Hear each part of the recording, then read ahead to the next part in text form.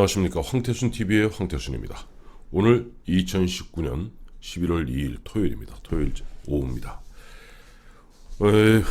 최근에 보니까 이낙연 국무총리가 아마 12월 정도에는 국무총리의 자리를 벗고 아마 민주당으로 돌아갈 것 같습니다. 그런 가운데 자유한국당 또 황교안 대표는 본격적으로 또 장외 집회로 그야말로 전국을 순회하면서 때로는 본인 색소폰도 불고 하면서 국민들 속으로 파고드는 그런 사실상의 대선 행보를 하고 있습니다. 그렇다면 대한민국의 역대 국무총리, 지금 이낙연 총리가 제45대 국무총리입니다. 45명, 물론 그 사이에 뭐 총리 서류도 있었습니다만은 정식으로 국무총리를 지낸 분은 45분이고 이 45사람 중에서 대통령이 된 사람은 딱 한 사람 있습니다. 박정희 대통령 돌아가시고 국무총리였던 최규하 국무총리가 대통령 권한대행, 그리고 그해 통일주체 국민회의에서 대통령이 선출됨으로써 대통령이 되었죠. 그러니까 대한민국 국무총리가 대통령이 될 확률은 2.22222%입니다. 2.2%. 자, 제가 왜 이 말씀을 드리냐니까 지금 각종 여론조사에서 보면은 차기, 물론 뭐 앞으로 한 2년하고 한 3, 4개월 후의 얘기입니다만은 2022년 3월 대통령 선거에서 누가 대통령으로 적합하냐 하는 설문조사, 여론조사 했을 경우 1, 2위를 갖다가 이낙연 현 국무총리와 황교안 전 국무총리가 서로 1, 2위를 다투고 있습니다. 자, 그러니 현재 추세가 쭉 계속된다면 아마 2022년 3월에는 이낙연과 황교안과 이낙연이 맞붙을까요? 아닙니다. 아직 갈 길이 멀죠. 대한민국 정치는 굉장히 역동적입니다. 바로 얼마 전까지 1위를 달렸던 사람이 어느 순간에 몇 달 후에 국민들로부터 외면당하는 일이 왕왕 있습니다. 또 역대 국무총리에 대한 국민들의 인식은 뭐 그렇게 썩 좋은 것 같지는 않습니다. 왜 그럴까요? 예를 들어서 김영삼 정부에서 국무총리를 지냈던 분들이 이회창, 이홍구, 이수성, 이 세 분이 다 대권에 도전했습니다만 실패하고 말았습니다. 이회창 총재 같은 경우는 이회창 국무총리 마치고 당의 총재하고 97년에 떨어지고 2002년에 떨어지고, 물론 2007년만 나오긴 나왔습니다만 그건 뭐 논외로 친다 하더라도 국무총리는 그렇습니다. 현 정부가 끝날 무렵에 다음 대통령, 다 새로운 리더십을 뽑는데 국무총리라는 것은 이 정권에 책임 있는 자리, 즉 대통령의 아바타 같은 그런 성격의 자리인 것입니다. 그러니 국민들의 입장에서는 지난 5년 동안 국가를 갖다가 관리해왔던 대통령에 대해서 뭔가 심판을 내리고 싶은데, 그리고 심판을 내리고 싶은데 다른 인물들이 나오면 모르겠으나 이 대통령 밑에서 국무총리 한 사람이 나왔을 경우는 바로 이 사람을 때리는 것이 아니라 지난 5년 동안 국가를 갖다가 관리해왔던 대통령에 대한 심판을 갖다가 국무총리한테 대신하는 겁니다. 그래서 역대 국무총리들이 보면 사실 대권에 성공하기가 그렇게 힘들었던 거예요. 물론 최규하 전 대통령은 예외로 치십시다. 제가 이 말씀을 드리니 이렇습니다. 지금 아시겠습니다만 민주당의 이해찬 당대표가 리더십이 극도로 떨어져 있습니다. 당내에서는 뭐 아시겠습니다만 표창원 의원이니 이철희 의원이니 많은 의원들 이 보면은 사실상 불출마를 선언하고 또 조만간 불출마 선언을 갖다가 줄 이어서 할 예정인 것으로 알고 있습니다. 거기다 뭐 금태섭 의원이나 박용진 의원이나 이런 초선 의원들이 당의 인적 쇄신 또 인적 혁신을 갖다가 강하게 요구하고 있습니다. 그런데도 지금 이해찬 대표 같은 경우는 본인 스스로가 2016년에 당시 김종인 비대위 대표한테 한 칼 맞고 결국 무소속으로 출마해서 당선되지 않았습니까? 그러다 보니까 인적 쇄신이나 혁신에 그런 어떤 요구에 대해서 어떻게 보면 눈을 감고 있는 것 같습니다. 또 이번 조국 사태, 갖다가 통하면서도 결국 당에서 제대로 역할을 못하는 가운데 청와대 뒤만 졸졸졸 따라다니다가 또 청와대 대변인 역할만 하다가 결국 그림을 망치지 않았느냐 하는 강한 비판에 직면해 있습니다. 민주당 의원들은 사석에서 이런다고 그래요. 야, 지금 아무리 문재인 대통령 지지율이 뭐 40%, 45% 나온다 하더라도 이 상태로 가면은 수도권에서도 내년에 전멸이다. 굉장히 위기감을 토로하고 있다는 거예요. 왜? 현역 국회의원들, 지역구 국회의원들은 늘 지역구의 사람들을 만나지 않습니까? 그러니까 민심의 그 격한 흐름에 대해서 그 어느 누구보다도 정확히 알게 되죠. 청와대에 있는 대통령이나 청와대에서 대통령을 보좌하는 비서실장, 국정상황실장, 정책실장 잘 모릅니다. 의원들이 제일 잘 알죠. 그러니까 의원들이 이렇게 위기감을 토로하는 가운데 뭔가 변하지 않으면 우리 내년에 총선에 전멸한다. 마치 2015년 겨울, 2016년 초에 당시 야당, 제1야당이던 민주당이 바로 절체절명의 위기감 속에서 김종인 비대위를 갖다 출범시킬 수밖에 없었듯이 그때 당대표가 바로 문재인 대표였어요. 지금 이해찬 대표를 갖다 간판으로 해서 내년 총선을 치른다면 이거는 완패다. 해보나 마나다. 이런 불안감이 엄습하고 있는 겁니다. 그러니까 지금 여론조사하면 항상 뭐 1등 내지는 2등으로 나오는 이낙연 총리를 갖다가 어떻게 하든지 어차피 이낙연 총리는 국회의원들 사선을 했고 또 당 소속에서 도지사도 했기 때문에 당으로 호출하려는 움직임이 강한 것 같습니다.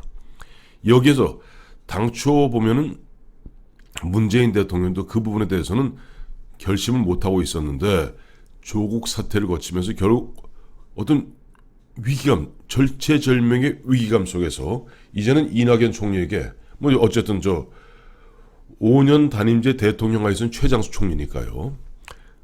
이낙연 총리를 갖다가 총리직에서 해임을 하고 총리직에서 옷을 벗기고 당에다 투입해서 뭐 당 대표 어렵겠습니다만 사실상 당 대표인 선대위원장 같은 역할을 맡기려 하는 것이 아닌가. 그래서 이번 12월 초에 정기국회가 끝나고 나면은 바로 정기국회 끝나면 바로 이제 총선 분위기로 들어가거든요. 그 즈음에 이낙연 총리를 갖다가 당에다 투입해서 새롭게 어떻게 보면 인적쇄신, 그다음에 구조조정, 공천 문제를 갖다가 좀 자기들 어떻게 보면 현재 지금 이해찬 대표가 그걸 꽉 막고 있으니까 그걸 터서 뭔가 변화를 갖다가 도모하는 가운데 내년 총선에 대비하자 하는 것이 그림일 것 같습니다. 그래서 이낙연 총리 뭐 경우에 따라서 내년 총선 끝나고 전당대회 열어서 전당대회에서 이낙연 총리가 성공한다면은 당 대표로 그다음에 당 대표에서 대권 주자로 가는 그런 그림을 그려보는 것이 아닌가. 왜? 이낙연 총리하고 문재인 대통령은 사실상 공동 운명체가 되어 있거든요, 지금. 그렇기 때문에 그런 그림을 그리는 것이 아닌가 하는 생각이 듭니다. 그런 가운데 제1야당인 우리 제1야당인 그러니까 자유한국당, 한국당에서도 뭔가 보면 사실은 조국 사태 이전에는 어떻게 보면 좀 정체세를 유지하다가 조국 사태에 힘을 얻어서 상당 부분 치고 올라갔습니다만은 조국 사태가 좀 정리되는 과정에서 다시 옛날 모습으로 돌아갔어요. 그러다 보니까 황교안 대표도 뭔가 보면 좀 마음이 급한 것 같습니다. 그러다 보니까 어제 그제 8명 의원들을 갖다가 8명 그 인재를 영입했습니다마는 뭐 백경훈, 장수영 이 두 사람에 대해서 굉장히 말들이 많지요. 백경훈 씨 같은 경우는 뭐 신보라 의원의 비서의 남편인데 그것도 보면 마침 뭐 대학도 뭐 선후배고 대학원도 선후배인 신보라 의원하고 백경훈 씨를 갖다가 그래서 이제 함께 아마 무슨 뭐 청년 단체를 갖다 운영했던 것 같아요. 그래서 그거 갖다가 뭐 세습하는 것이냐 하는 굉장히 보면 아주 그 질책이 따르고요. 또 뭐 배드민턴인가요? 뭐 국가대표 출신인 장수영 씨 같은 경우는 알고 봤더니 박근혜 대통령이 탄핵 소추의 위기에 몰렸을 때 그야말로 인스타그램 등에 박근혜 대통령을 욕보였던 그런 글들을 줄줄이 달았던 사람들인데, 아니 이런 사람들을 어떻게 인재라고 당에다 영입하느냐라는 비판이 잇따르고 있습니다.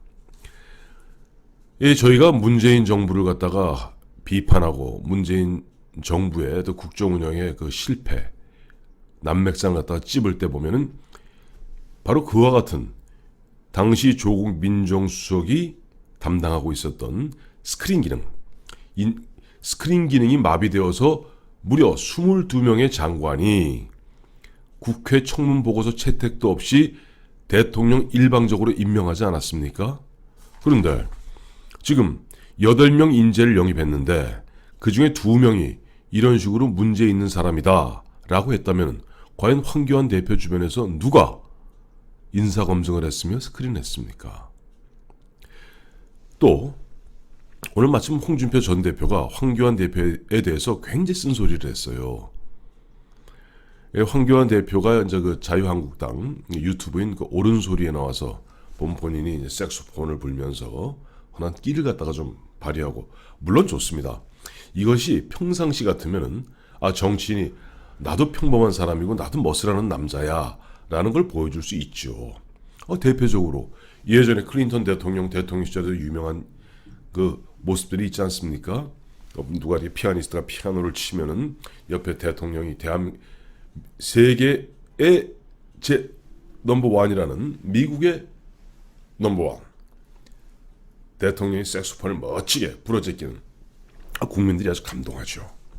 근데 과연 저는 지금 황교안 대표 주변의 그 참모들이 과연 정무적 판단을 제대로 하고 있는지 참 의문입니다. 오늘 당장 11월 2일 토요일 세종로에서 수많은 사람들이 모여서 문재인 하야, 조국 구속을 외치고 있습니다. 나라가 그야말로 나락으로 떨어지는 부분에서 걱정하고 있습니다.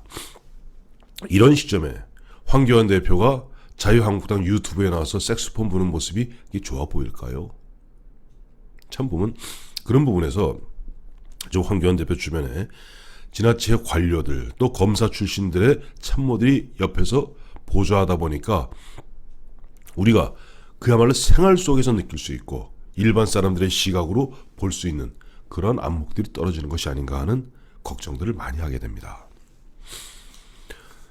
그런 가운데 보니까 이자스민 의원이라고 2012년에 당시 박근혜 비대위에서 발탁한 필리핀 완득이라는 그 영화에 나왔던 이주민, 귀화했습니다만 한국으로 필리핀 출신의 이분이 비례대표 4년 했고, 또 박근혜 정부 들어서도 보면 무슨 국민대통합위원회 위원으로 활동도 했습니다만은 그제 자유한국당을 탈당해서 정의당으로 옮겼어요.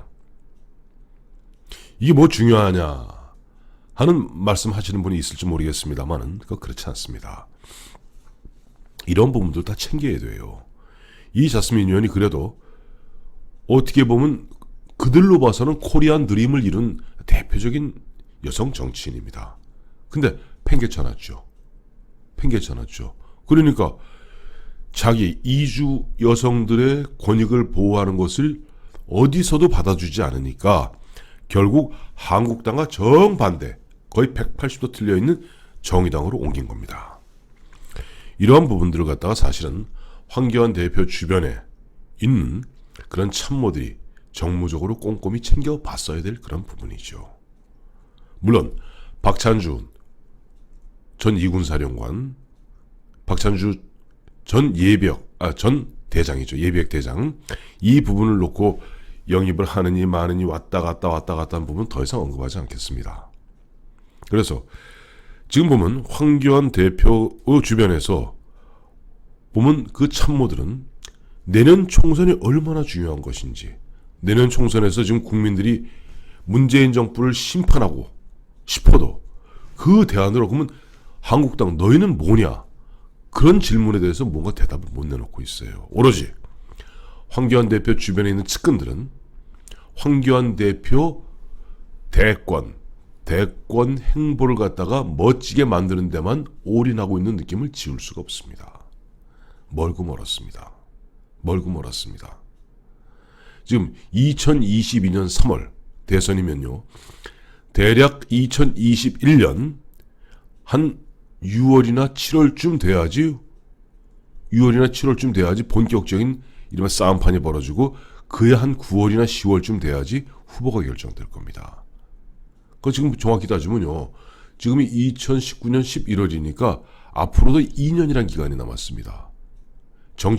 대한민국 정치판에 2년이란 기간은 보통 사람의 200년 아니 2000년보다 더 긴 시간일 수 있습니다. 그런 가운데 지금 황교안 대표가 전체를 생각하고 보수 전체를 생각하고 우파 전체를 생각하고 당을 생각 물론 하겠습니다만은 지금 주변의 참모들 또 지금 황교안 대표가 보여주는 행보에 있어서는 오히려 그것보다는 오로지 황교안 대표는 저 멀리 2022년 3월에만 눈이 꽂혀 있는 것이 아닌가. 흔한 얘기로 우리 이런 속담 있죠.